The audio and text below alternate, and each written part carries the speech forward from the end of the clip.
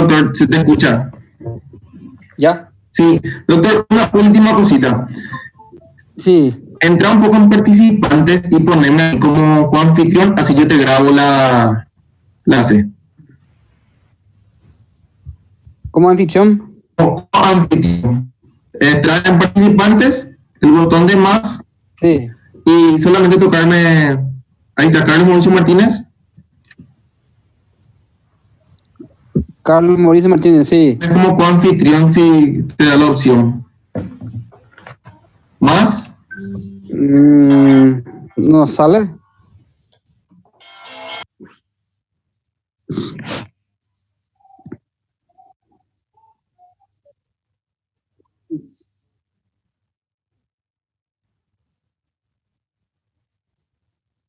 Hacer anfitrión, dice.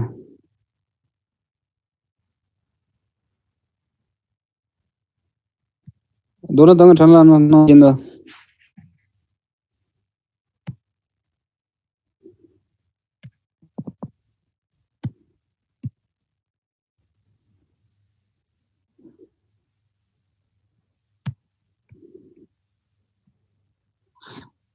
¿Qué tal ahí? ¿Se puede iniciar allá ahí?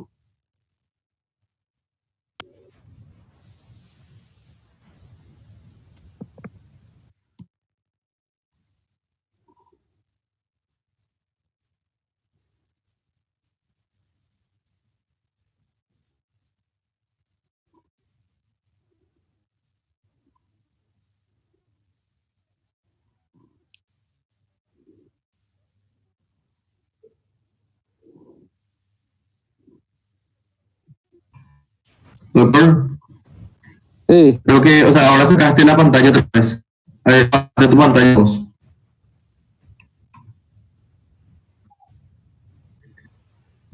¿Cuál es la del Keynote? No, vamos a pasar ya en el iPad Blue en ti. En el iniciar video creo que tocaste. Ahí. Ahí vemos tu pantalla y tienes que entrar en Keynote.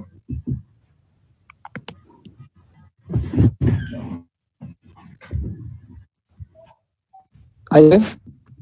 No, doctor. ¿No está compartiendo pantalla, doctor, ahora? No, No. tiene.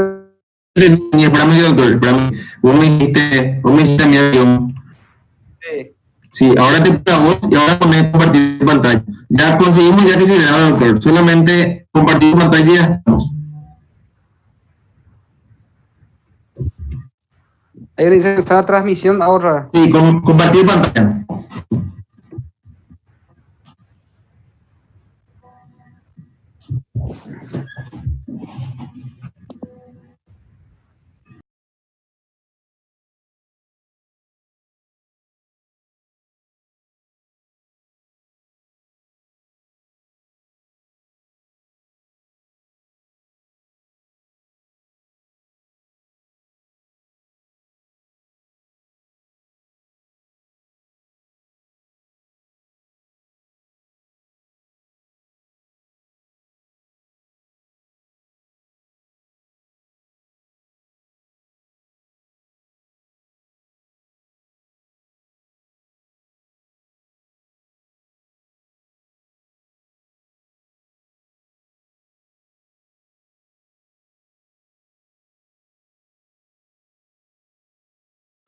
No postular, hay una caída o en el caso de que el afectado esté parado, ¿verdad? Con recuperación espontánea, completa y rápida y no deja secuelas neurológicas. Se produce por una hipoperfusión cerebral global transitoria. Entonces, en un importante porcentaje de los pacientes, casi 40%, alguien ya tuvo una vez un episodio de síncope y sin encontrarse una causa específica, ¿verdad? Entonces es una pérdida súbita nomás de conocimiento, pero con recuperación espontánea y completa sin secuelas, ¿verdad? Esa es su definición. Bueno, en cuanto a la fisiopatología, en individuos jóvenes sanos, el flujo promedia los 50 a 60 ml por cada 100 gramos de tejido cerebral por minuto, lo que representa entre el 12 y 15% de volumen cardíaco de reposo total. O sea que el 12% del bombeo va lo que corresponde como gasto al cerebro, como consumo de energía, ¿verdad? Los requerimientos mínimos de oxígeno necesarios para el mantenimiento de la conciencia son de 3 a 3.5 ml de oxígeno por cada 100 gramos de tejido cerebral.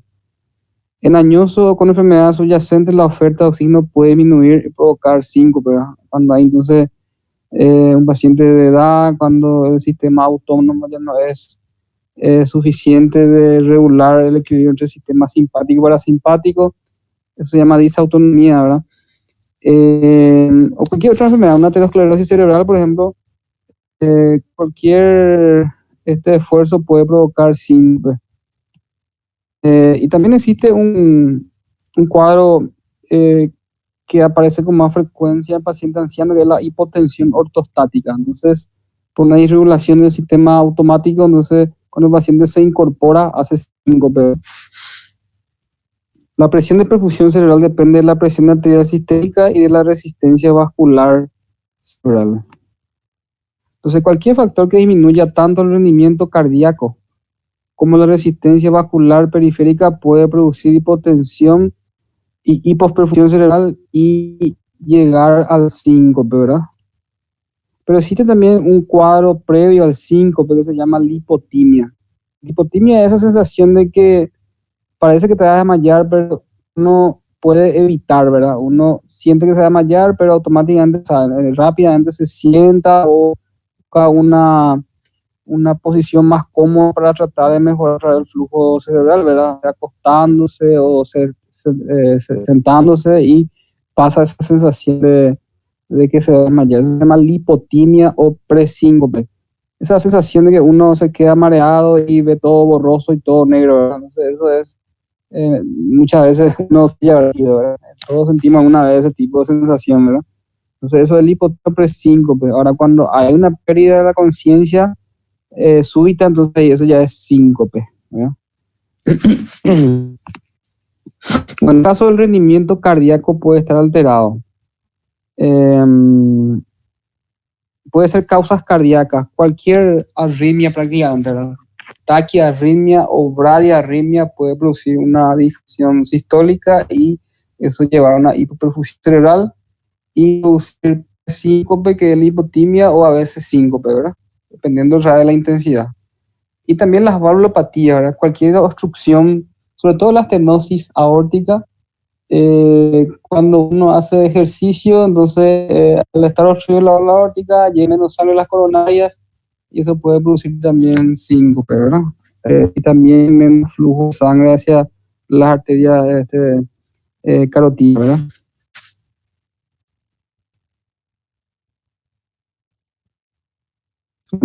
También puede ser una disminución de la resistencia periférica por vasodilatación generalizada, que eso va a producir hipotensión por incapacidad de aumentar la resistencia periférica al pasar a la posición erecta. Esta es la clásica hipotensión ortostática que se ve en ancianos, sobre todo cuando ya no hay una buena regulación del sistema automático entre simpático y parasimpático, ¿verdad? Bueno, causa de síncope. La causa más frecuente es el síncope vasovagal o neurogénico.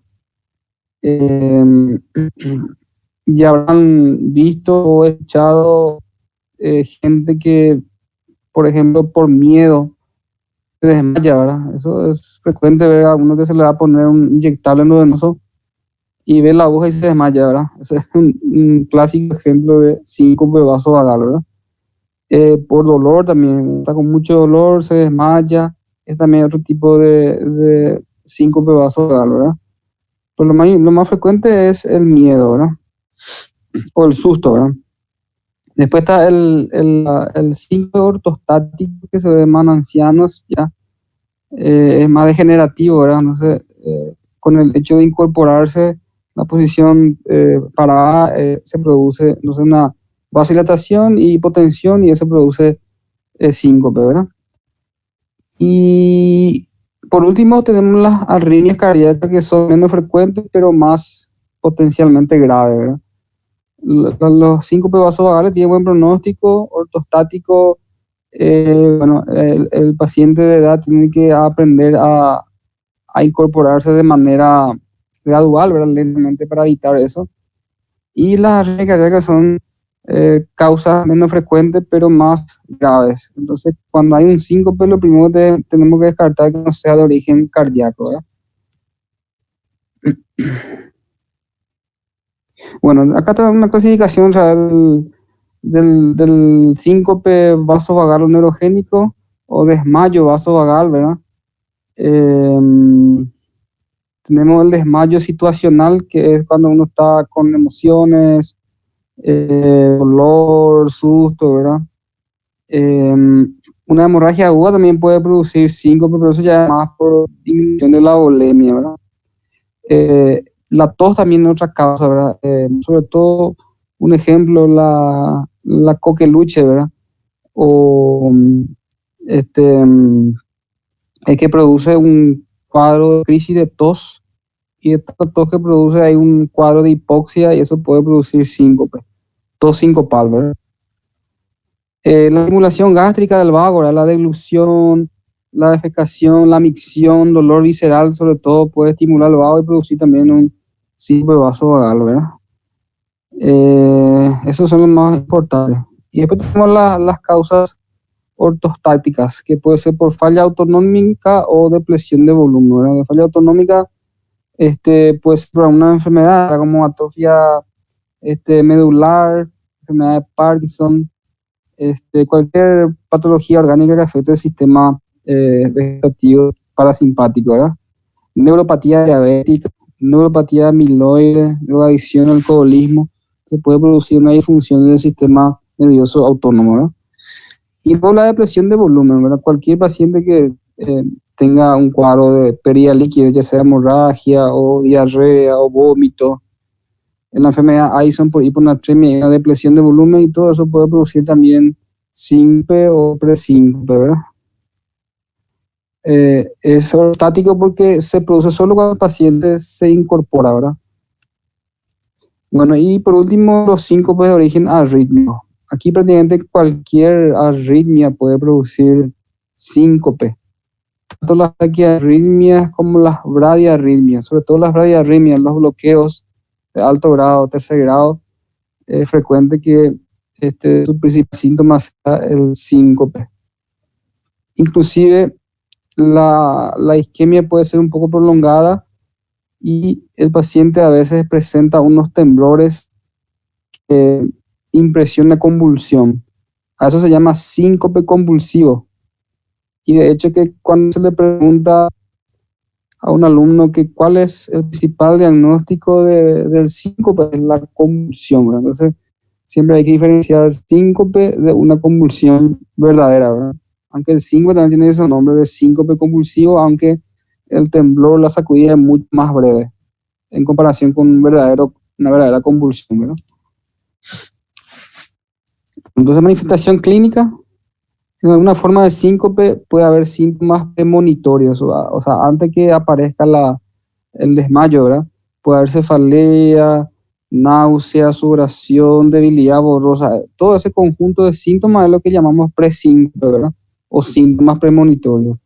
Presíncope o su sinónimo lipotimia. Bueno, la recuperación en un episodio sincopal está acompañada por la inmediata reacción de la conciencia. Entonces, rápidamente el paciente se recupera, se despierta. Esa es una principal diferencia con la convulsión. La convulsión verdadera del paciente queda en un estado postictal y tarda un tiempo para recuperarse. El paciente queda confuso y dormido, ¿verdad? Por la descarga adrenérgica masiva. Entonces, esa es una diferencia. El síncope de la recuperación de la conciencia es rápida y en convulsión es lenta. Presíncope o lipotimia se refiere a una condición en la cual el paciente siente como que el síncope es inminente, pero puede evitar, ¿verdad? Muchas veces uno se da cuenta que está por desmayarse y se sienta o levanta las piernas o respira hondo, y con eso pasa esa sensación, ¿verdad? Y evita el síncope. Bueno, en el síncope vasovagal, como dice su nombre, estímulo del sistema parasimpático, ¿verdad? Hay eventos pitantes, como miedo. Eso es característico en las guardias cuando viene un feroz ahí, le damos un inyectable, endovenoso y por solo el hecho de ver la aguja ya se desmaya, ¿verdad? El dolor también, ¿verdad? Cualquier tipo de dolor, las emociones, también puede producir un síncope vasovagal. Y dentro de vasovagal más específico tenemos el síncope situacional, que es en algunas situaciones da síncope por estímulo del parasimpático, ¿verdad? Puede ser la micción, la deglución o acceso de tos. Dentro del acceso de tos dijimos una causa, hoy en día ya no se ve, pero está como un ejemplo clásico, es la coqueluche, la tos convulsa. Bueno, puede ir presentaciones o dolor torácico de tipo isquémico en alguna ocasión, ¿verdad? Acá también quería aclarar que mucha gente dice que la hipoglicemia da síncope y eso es falso, ¿verdad? Lo que da la hipoglicemia es hambre y el hambre sí lo que da un síncope vasovagal, porque una hipoglicemia verdadera lo que te va a hacer es disminución de estado de conciencia, confusión y hasta coma, y no hay recuperación hasta que no se vuelva a administrar glucosa hipertónica al paciente, ¿no? Entonces, la hipoglicemia lo que da es hambre, y el hambre en sí lo que da es síncope.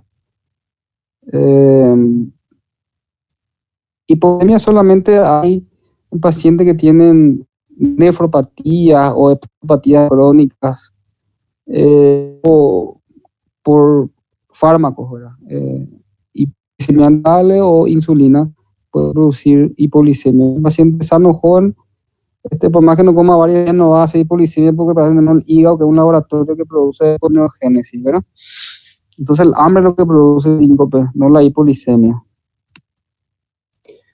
Bueno, después el diagnóstico, un diagnóstico de tensión ortostática, que es una causa de síncope en los ancianos, ¿verdad? Más frecuente. Diabético también porque puede haber una neuropatía del sistema autonómico, ¿verdad? Entonces, por definición, se define como la caída de 20 milímetros de mercurio o más la tensión arterial sistólica y un descenso de la tensión o un descenso de tensión sistólica por debajo de 90 milímetros de mercurio. Una caída de 10 o más en la presión diastólica. Entonces, a un paciente que está en débito basal, tomamos la presión y luego le decimos que se pare, volvemos a tomar la presión y vemos que ese descenso más de 20 en la sistólica y más de 10 en la diastólica en ese cambio de posición. O descenso de la presión sistólica por debajo de 90.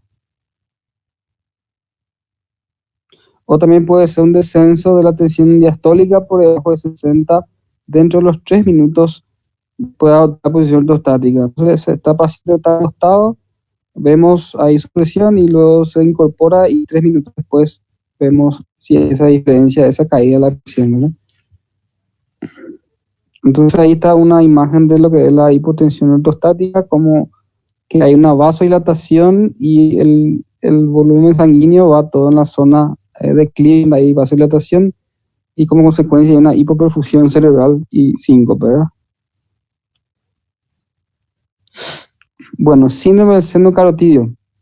La presión del seno carotidio produce normalmente bradicardia e hipotensión porque estamos estimulando el sistema parasimpático, ¿verdad? Se considera que hay hipersensibilidad del seno carotidio cuando tras estimulación sobre el seno se produce una pausa ventricular de más de 3 segundos o una bajada de la tensión arterial de más de 50 milímetros de mercurio. Si tenía 120 sistólica, entonces después 70 sistólica o menos al volver a tomar la presión, entonces hay una diferencia de más de 50, ¿verdad? Este es un cuadro idiopático y hay gente que tiene esa predisposición a que tenga una hipersensibilidad del seno carotidio, ¿verdad? Se ve como síndrome o síncope del sentido cuando se acompaña de un cuadro presincopal o sincopal, ¿verdad? ¿Desmayo o no?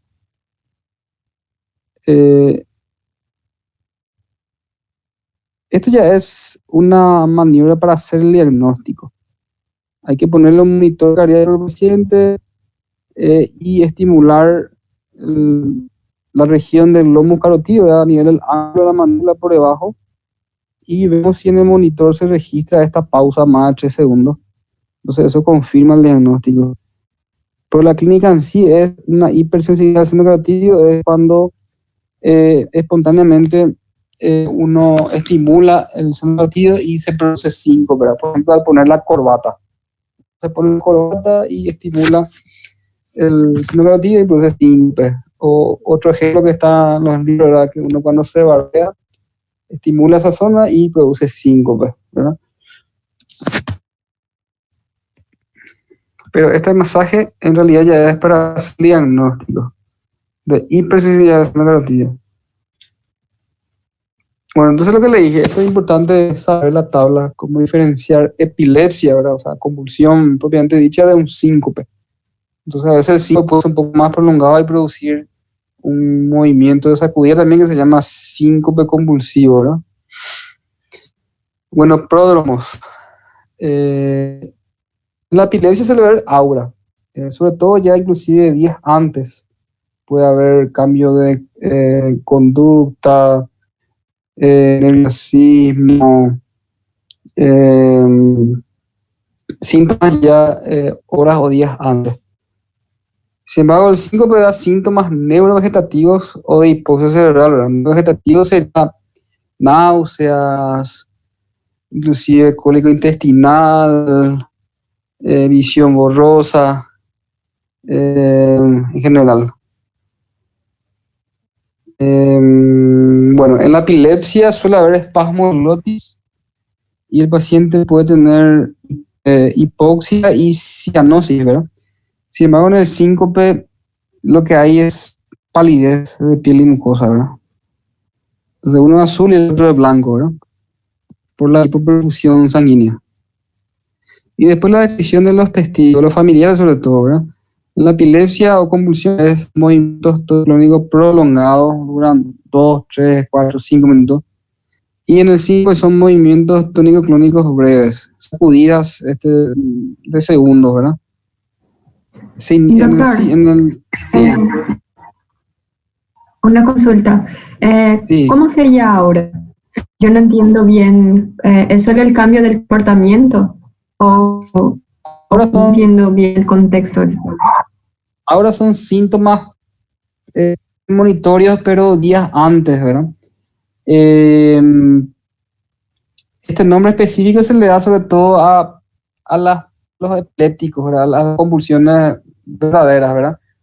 Eh, Inclusive el mismo paciente se da cuenta que tuvo algunos cambios, sobre todo de conducta, de comportamiento, más nerviosismo, días antes, ¿verdad? Entonces ellos saben que están prácticamente cerca de un episodio convulsivo, ¿verdad? Sin embargo, el síncope prácticamente segundos antes ya uno puede sentir náuseas, visión borrosa, bien próximo al síncope. Sin embargo, ahora son horas o días antes de síntomas premonitorios de que va a ocurrir una epilepsia, ¿verdad? Son síntomas premonitorios. Ah, ok, gracias. Bueno, el científico dice, se inician simultáneamente con la pérdida de conocimiento, o sea, tiene sus movimientos tónico-clónicos y automáticamente pierde el estado de conciencia, ¿verdad? Y en el síncope convulsivo primero pierde el estado de conciencia y después recién hay una sacudida. Este también es importante, en la convulsión, ¿verdad? De los epilépticos, ellos se mueren la lengua, hay salivación espumosa y junto con la salivación suele haber sangre, porque se muere la lengua, ¿verdad? Y va a haber cianosis por espasmo glótico que va a producir hipoxia, ¿verdad? Sin embargo, en el síncope hay palidez y sudoración. Sudoración es por el reflejo vegetativo, ¿verdad? Bueno, después la recuperación. En la convulsión de un epiléptico hay una fase que se llama estado postal. Entonces el paciente queda confuso, minutos, incluso horas. Y luego se despierta confuso. Hay dolor muscular por el espasmo intenso. Sin embargo, en el síncope la recuperación es rápida y hay síntomas neurovegetativos. Los síntomas neurovegetativos son náusea, sensación de vacío en epigastrio, cólico intestinal, inclusive, puede haber, ¿verdad? y puede haber visión borrosa. Son síntomas neurovegetativos. Bueno, y después, allá no frecuente para diagnóstico de epilepsia, generalmente antecedentes familiares de epilepsia, los epilépticos que convulsionan es más frecuente de noche en el sueño, aparecen más las convulsiones. Otra cosa también que hay liberación, relajación de esfínter en la convulsión epiléptica, ¿verdad? El paciente se orina o defeca, ahora no sé, hay liberación de esfínter, en el síncope no. Bueno, hasta ahí entonces esta es una clase cortita. Acá lo importante es saber la definición y o sea, saber que el principal diagnóstico diferencial es la convulsión de un epiléptico, ¿verdad? Entonces ahí está la tabla de las diferencias importantes entre uno y otro. Y los tres tipos de síncope son vasovagal, que es el más frecuente, el ortostático, que es una disfunción autonómica, ¿verdad? Sobre todo en ancianos, y el 5% nomás de todas las causas de arritmia tenemos como causa las arritmias, ¿verdad? Entonces, todo paciente que tiene síncope es indicación de hacer el electrocardiograma para ver la causa. Entonces, dentro de la causa de la arritmia podemos ver taquiarritmia, bradiarritmia, inclusive algunos síndromes congénitos o canalopatía, ¿verdad? Síndrome de Brugada, síndrome de cargo, también paciente que tiene una disfunción de marcapaso, y efecto de drogas, ¿verdad? Que pueden producir bradicardia como taquicardia también y generar síncope, ¿verdad? Entonces, todo paciente que tiene síncope, por más que el vaso vagal sea más frecuente, hay que ver siempre un electrocardiograma y buscar otra probable causa potencialmente grave, ¿verdad? Bueno, aquí solo de 5, pues, de cortito. ¿Una pregunta?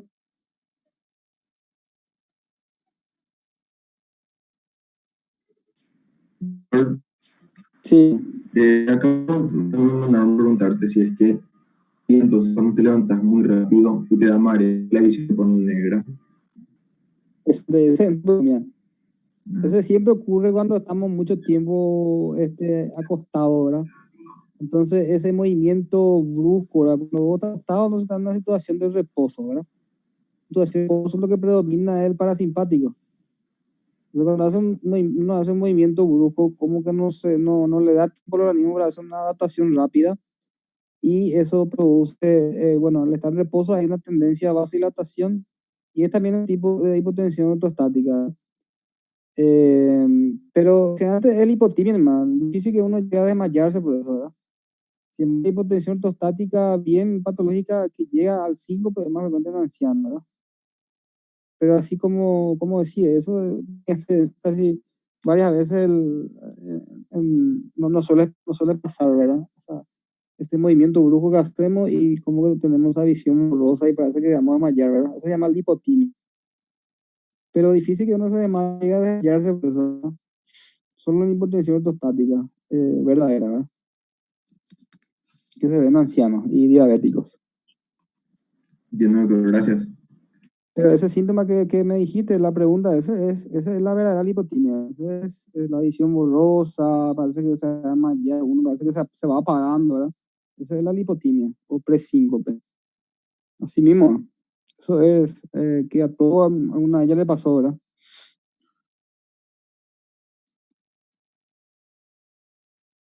¿Otra pregunta? Doctor, tengo una pregunta. Sí. Con respecto a el síncope neurogénico, puede estar causado por ansiedad, o sea, trastornos psiquiátricos. En general, hay un cuadro que se llama crisis de ansiedad o ataque de pánico, ¿verdad? La crisis de ansiedad o ataque de pánico se clasifica otra vez con ventilación, o sea, con respiración normal o con hiperventilación. Hay mucha gente que hiperventila cuando hace una respiración, una falsa disnea, ¿verdad? En pacientes que están con crisis de ansiedad. Y esa taquipnea, esa falsa disnea produce un cuadro que se llama acalosis respiratoria, ¿verdad? Empieza a eliminar el dióxido de carbono y esa alcalosis respiratoria y más ansiedad sí puede producir síncope. Incluso a veces produce una contracción de las manos y un hormigueo entre las manos y la región peribucal, ¿verdad? Eso se llama tetania por alcalosis. Y sí, solemos ver mucho eso. Crisis de ansiedad o ataque de pánico con hiperventilación y eso produce una tetania por alcalosis y eso puede producir síncope por la alcalosis, sí. Puede Entiendo. producir. Gracias. Y ese sería un tipo de vaso vagal también. Ah, gracias, Doc. Bueno, todo bien, entonces. Vamos a continuar dentro de un mes para ir a radicar energía de una parte. Súper, muchísimas gracias por su tiempo, doctor. Muchísimas gracias. Estas clases ustedes ya tienen todo, ¿verdad? Yo leí todo ya. Sí, creo que sí, doctor. Cualquier cosa te voy a escribir y pedirte. Dale, te envío. Entonces, nos vemos. Muchas gracias, doctor. Hasta luego. Hasta luego.